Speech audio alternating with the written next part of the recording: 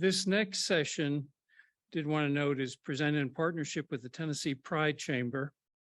And of course, we've been telling you all day, reminding you that our presenting sponsor is Nissan, and we so appreciate all that they do in sponsoring the conference, along with our other sponsors, multiple ones in your program. Be sure and take a look at those, remembering our neighborhood sponsors such as Connect and the Tennessee Human Rights Commission, and a variety of our MTSU departments and offices.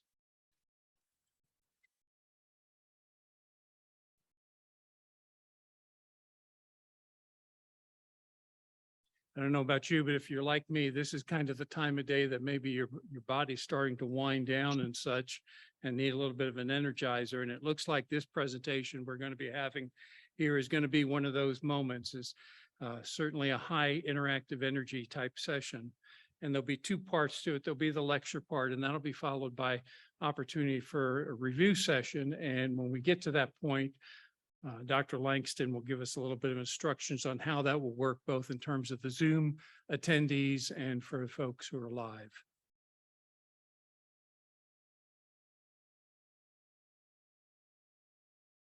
All right, do we have our speaker here before I get started? On Zoom, oh, okay. All right, well then we are ready to start. So we start with the lecture, and our starting point is going to be a presentation by the award-winning Dr. K. Virginia Hemby, pronouns she and her, who has an extensive background in business education and has published 4 books, 10 book chapters, and over 30 articles.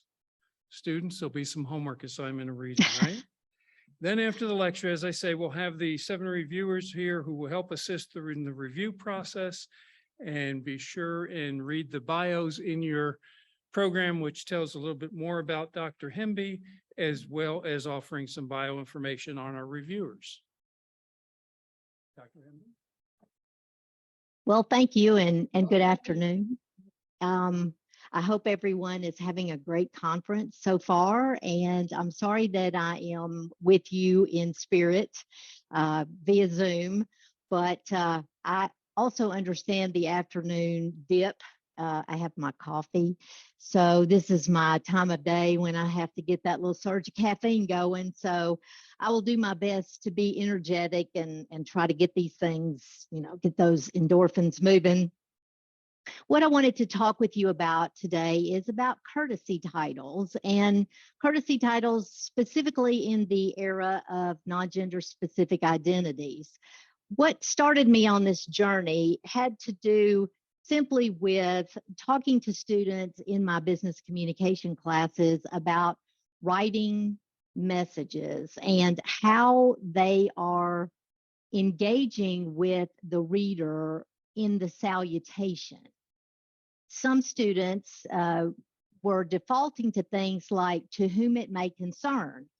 And one day I was teaching a class in the classroom, and I came across one of these, "to whom it may concern," and I said, "Do you really think it concerns anyone?"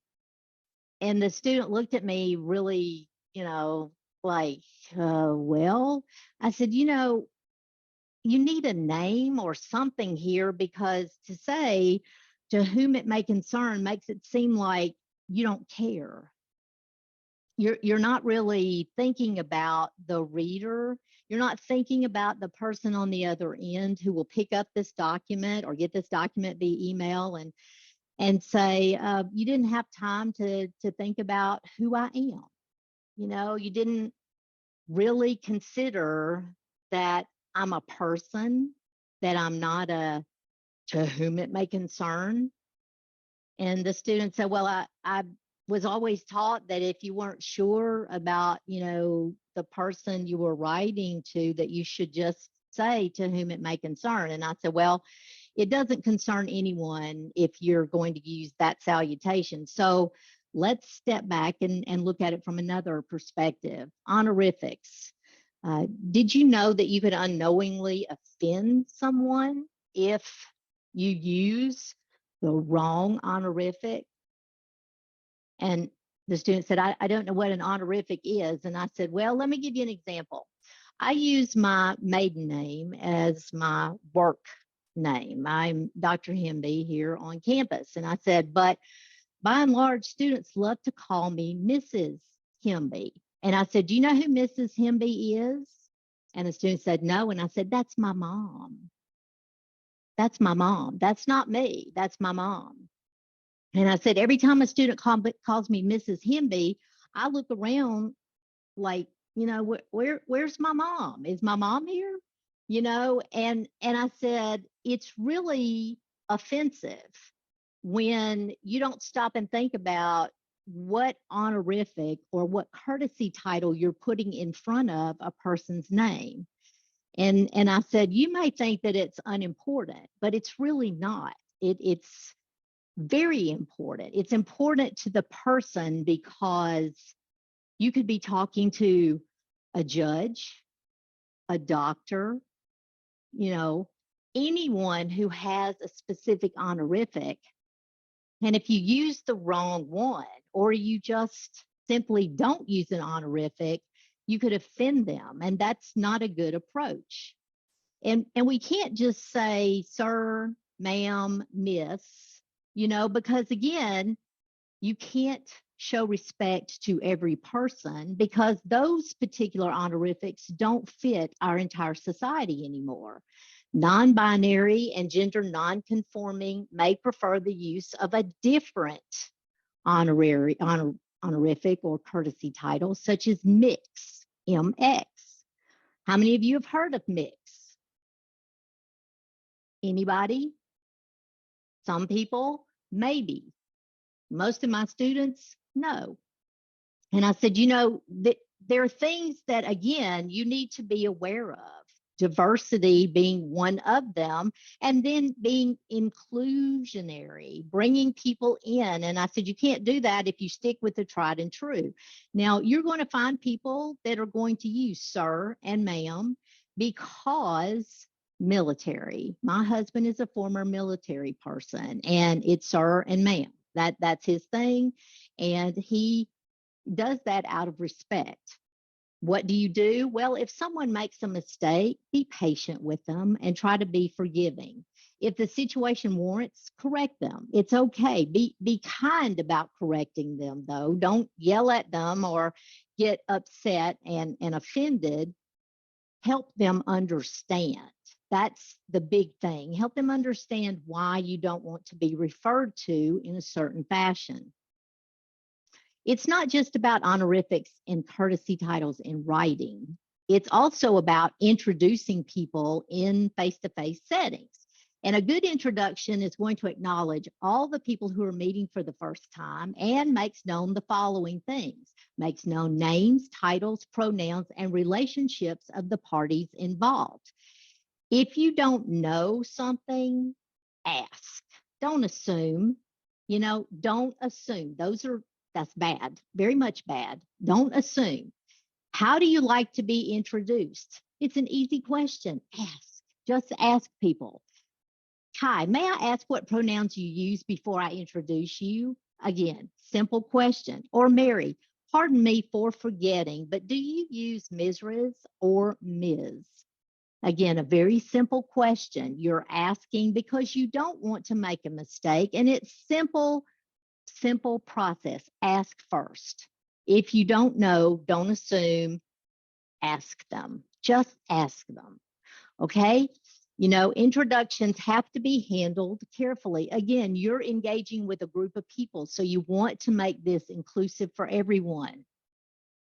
Social titles or honorifics in introductions are also used to help communicate age and relationships. Ms., Mr., Mrs., Miss, Master, Mix, those go back a long way. Some of them, you don't hear Miss anymore except for young girls below the age of about 13, because again, we're talking young, unmarried little girls. Master, again, same thing with little boys. You're talking young, very young children. Ms., I tell my students, if you're going to, find out from a woman, someone who designates herself as she, her, then you need to Ms. You know, Ms. is always a good, easy, don't necessarily go with the Mrs. because you're not sure. You know, just stick with the simple process. Mr., Mrs., you know, but mix and Ms. are the two latest additions that came into our language. Ms. came about in the, you know, late 60s, early 70s because the deal was, you know, we always had Mr., but we never had the same designation for a courtesy title for women who were unmarried and, you know, either had not been married or got divorced and, you know, just did not want to be referred to as Mrs. And so Ms. came along. It had been around for a while, though. This was not a new thing. It just had not been used until, you know, that period of time when we had a whole, you know, I guess you could say, you know, a lot of things going on, we'll just say. And the Ms. magazine started using it in 1970s. And so then you began to see it used more frequently, but it was not accepted until 1986 when it appeared in the vocabulary of the New York Times.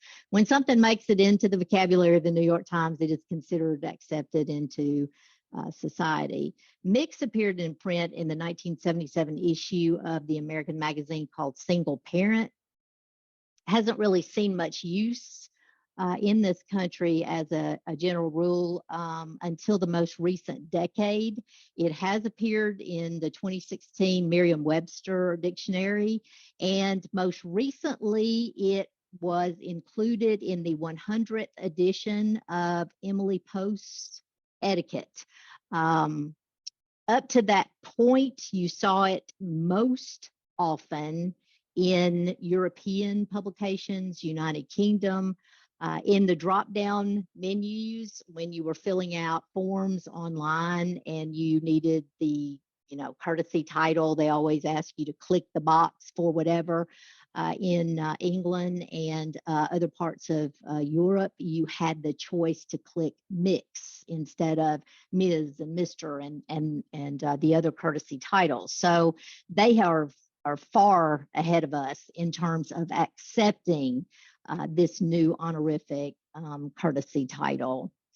The next area has to do with pronouns and making introductions.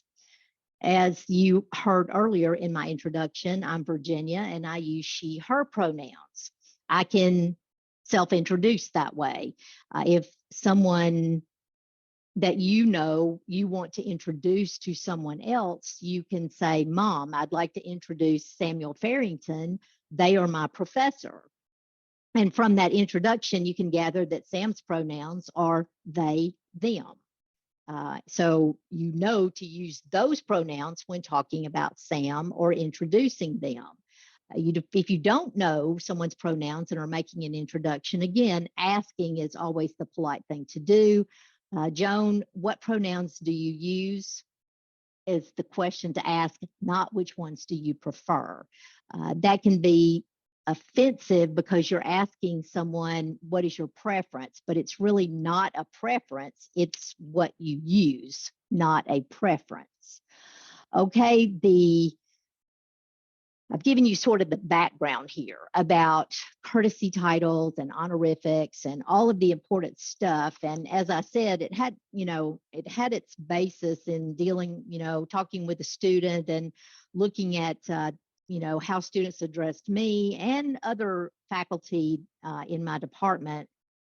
Also had to do with to whom it may concern. And I started asking, I go to a conference every year, an international conference, the Association for Business Communication. And I started asking some of the attendees at that conference. We have a huge section of that conference that's on diversity and inclusion. And I started asking them, you know, what do you teach in your business communication classes about courtesy titles? Have you started bringing in any specific way to address the need for, you know, we need a different courtesy title, or we need to do something different and make have more inclusion in the way that we address people. And most of them said, well, no, I'm working on it. I just haven't. And, the business communication textbooks did not include anything. There was nothing there that,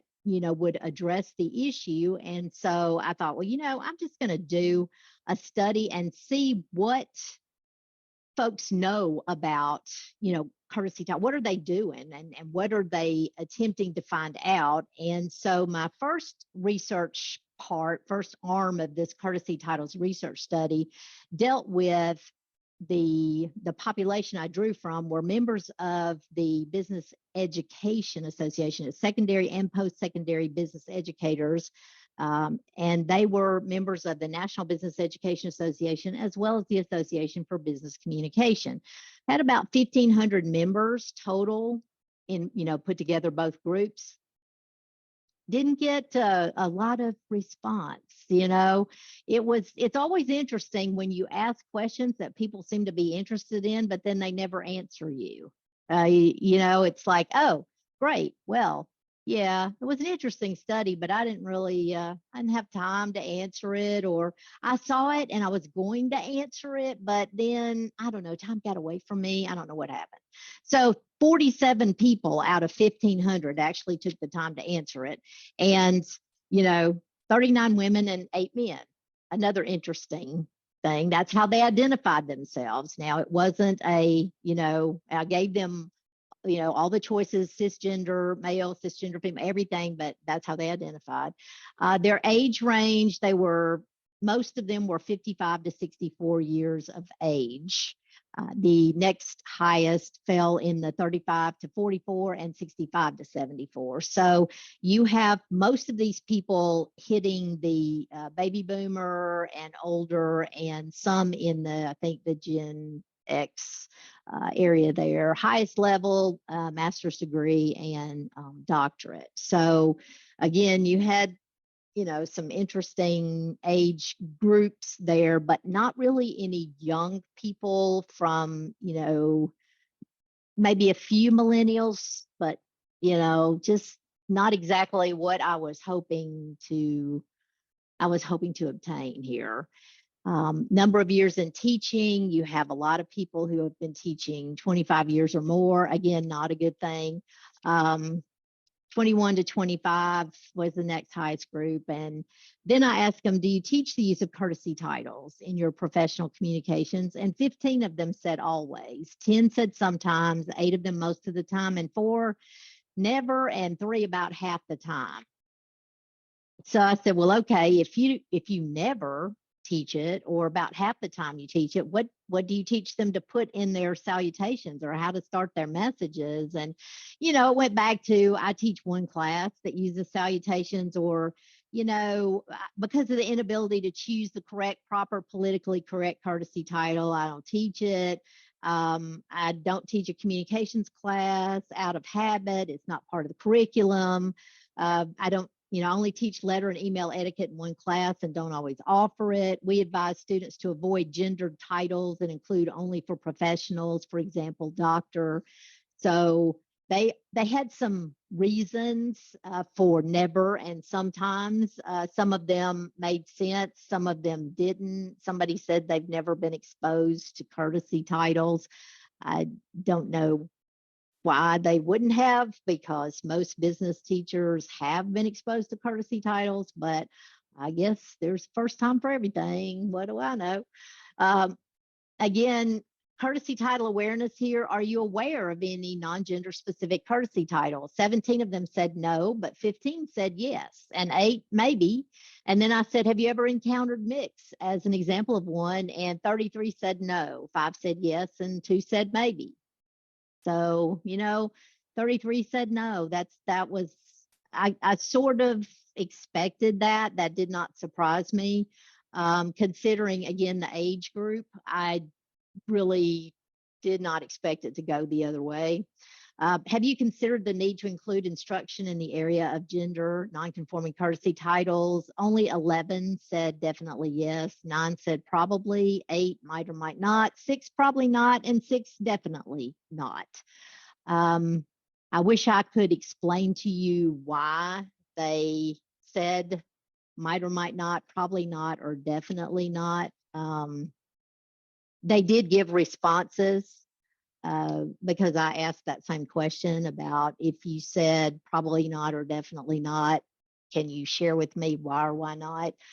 Some of their comments were, I thought, not very nice or respectful. A lot of them had to do with political leanings. A lot of them had to do with religious beliefs. A lot of them had to do with the area of the country in which they were raised, in which they live.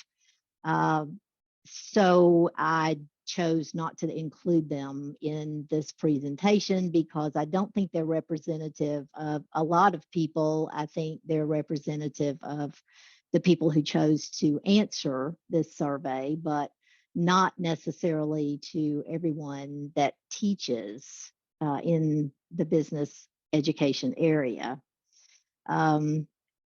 The teaching courtesy titles continues, and do you believe that the use of mix as a courtesy title would be helpful in eliminating misunderstandings? Might or might not, 13, probably yes, 8, probably not, 7, definitely not 6, and definitely yes, 5. So again, following along those same lines, it's makes sense. Do you believe courtesy titles should be eliminated from instruction in business courses? And 17 of them disagree. So they don't think you should do away with instructing students in how to properly create a courtesy title, but you know, they just don't want you to teach them other ways of creating one. If you wanted to include instruction on the topic of gender non-identifying courtesy titles in your curriculum, would you need permission? 15 of them said yes. Probably yes, 12. So that's 27. Those are your high school teachers. And so that makes sense. Secondary teachers would need permission from either their school board or their principal. They most likely would have to present their request in writing to someone and have it approved before they would be allowed to teach, this topic in their classroom. So that's a significant number of people that said that they would have to seek permission before they could include it in their curriculum. And then when I asked the follow-up, after they completed the questionnaire, would you include instruction in their courses? 19 of them said probably not or might not. So again, that follows along the same lines as we'd have to get permission in order to include it. After looking at what the business teacher said, I thought, well, let's give this a little shake up and see what business students have to say and see if they have a different perspective, because maybe they know more about, being inclusive and looking at things from a different perspective. So let's see what I get from them. Now, I chose to use just convenient sampling, which means the Jones College of Business students enrolled in the spring. 2,916 students enrolled in the Jones College this spring, and I got 56 responses. Actually, as of yesterday, I had 58 responses. So, I've left it open because I'm trying to encourage students to actually go complete the survey. I haven't wanted to close it because I thought maybe some of them will take the time to go respond to it if I leave it open until the end of the semester. There were only 46 usable responses in some places, 47 in others. It's interesting how you'll have 56 or 58 participants, but they don't answer every question. And so you end up with only a certain number of usable responses. In this group, you have more of your, Gen Z, 18 to 24, 37 of them, 25 to 34, 13. 46 of them are employed and 9 of them are not employed, and 2 of them work occasionally. And I did that as a way for them to say, I work in the summers or I work during breaks, give them an option for being able to say, yes, I do work, but not like a full load or 20 hours a week or 40 hours a week or whatever. I asked them about using courtesy titles in their professional communications, and 17 of them say they use courtesy titles most of the time. 13 of them say they always do, and 10 of them never, and 7 of them say sometimes or half the time. And when I asked them about, if they were familiar with any non-gender specific courtesy titles, I had 25 that said they were not familiar, or they were unfamiliar. 14 were familiar, and 8 said they might be. They were not sure, but they might be familiar or maybe aware of, non-gender specific courtesy titles. Have you seen mix used as a courtesy title? 44 respondents indicated that they had never seen mix used as a courtesy title. 2 of them said they had seen it used in courtesy title situations. And I find this interesting because some of those business students that might have completed this survey are in my business communication class, and I introduced them to that courtesy title in my class. So I'm going, only 2 of y'all? What? Only 2 of y'all actually completed the survey that were in my class? Or did some of the other 44 just not pay attention to what I introduced in my class? Oh, hello. Okay. So using courtesy titles seems to be confusing for everybody. But I said, have you considered that you need to learn about gender nonconforming courtesy titles as a way of demonstrating inclusivity in your writing? 17 of them said probably not. Now, what does that say? 17 of them said they don't think they need to learn about gender nonconforming courtesy titles as a way of demonstrating inclusivity. Does that mean that they think that there are other ways of demonstrating inclusivity, that this is not one of them, that this is not necessary? Only 8 of them said yes, and 7 said probably yes. So that's a total of 15 that said yes or probably yes. And 17 said probably not, and 11 said definitely not. Do you believe that the use of mix as a courtesy title would be helpful in eliminating misunderstanding when communicating with any audience, regardless of gender identity? Probably not, 15. Probably yes, 13. Because I explained to my class too that sometimes you have a person's name that is not easily identifiable as a specific gender. So unless you want to contact the person, talk to the person, ask what pronoun, then you might use mix just as it's an equitable way of addressing that person. Again, probably not, 15. Probably yes, 13. Do you believe courtesy titles should be eliminated from instruction in your business courses? 13 of them disagree, but then 13 of them don't agree or disagree. So I don't know. It's a conundrum. If you are not currently receiving instruction on the topic of non-gender identifying courtesy titles in any of your business classes, do you believe that the material should be included in the curriculum? Probably yes, 14. Definitely not, 10. Definitely yes, 7. So again, we're here with it's very confusing. It's like, on the one hand, they don't think that it's necessary to use it for inclusivity, but they think it's a good idea, to include courtesy title instruction and to keep it in the curriculum. So I don't know. I get confused sometimes about the responses. And then I asked them, would you begin using a gender non-identifying courtesy title in their salutations and business messages after completion of the survey? 15 of them said maybe or maybe not. They might or they might not. Definitely not, 13. Probably yes, 9. Probably not, 6. Definitely yes, 4. So again, the same process there. I don't really understand the responses. I don't know if they didn't take the survey seriously, if they aren't, if it seems to them that it doesn't matter, that, this is just an exercise in, research, and they were just responding, and it didn't matter what they said. It doesn't matter what they do, that they don't really need to worry about it. I can't figure it out. It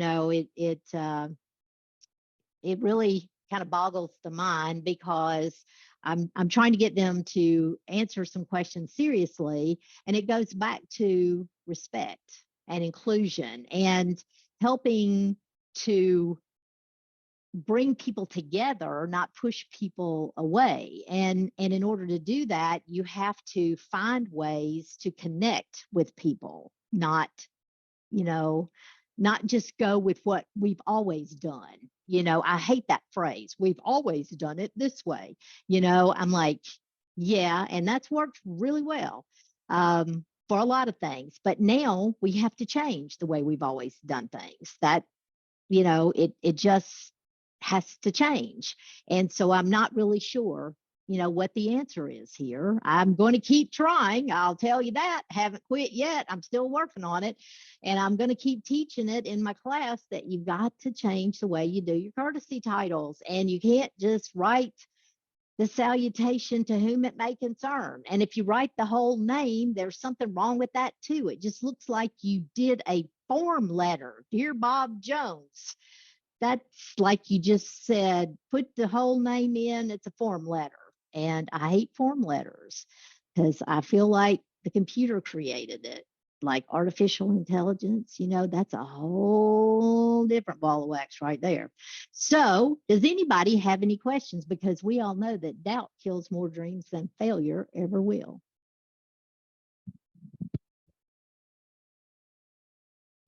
Okay, I have the microphone for questions. Let's thank for the presentation. Now I'm nervous to try to say anything in between thank and for the presentation. I don't feel confident in whatever honorific or title I attempt to use there. But thank you very much. As long as you don't call me Mrs. Hemby, you're good, because that's my mother I'd be looking for. You can call me Dr. Hemby. You can call me Virginia. That's fine. Thank you, Dr. Hemby. As the IRB chair of the university, I see all of the research that as human participants to review the ethics of it. And it puts me in a privileged position of being able to invite people when I see a really cool project to say, hey, will you analyze your data super early and work real hard and share it with us? That was really awesome. Speaking for me, thank you very much. Thank you for inviting me.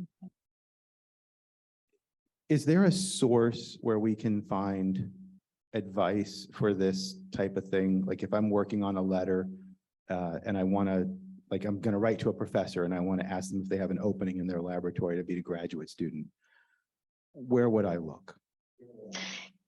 You can never go wrong with a business communication textbook. Those books have everything in them. But if you want something that is down and dirty and has a little bit of all of it, Emily Post's Etiquette is my best friend. This is, this is 100 years right here of Emily Post. It's, she's deceased, but it's her, I think it's her great grandchildren that are, updating it. And as I said, the book itself has become, it's inclusive of so many things now that people are unaware of, that like the introductions, using mix and numerous and sundry things that you don't even know that you need to know are encompassed in that book. This is the Centennial Edition.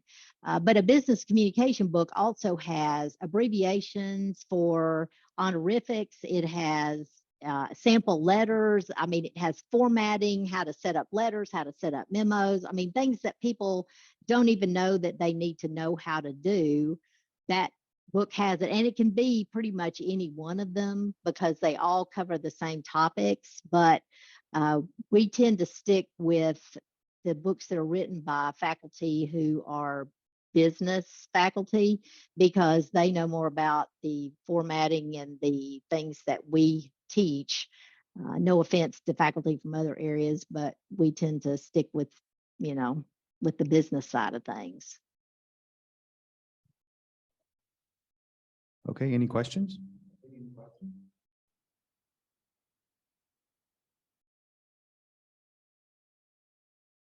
All right, well, I think we're done with Dr. Hemby's portion of the program. Just one more round of applause to say thank you. Thank you very much. I appreciate your time and attention.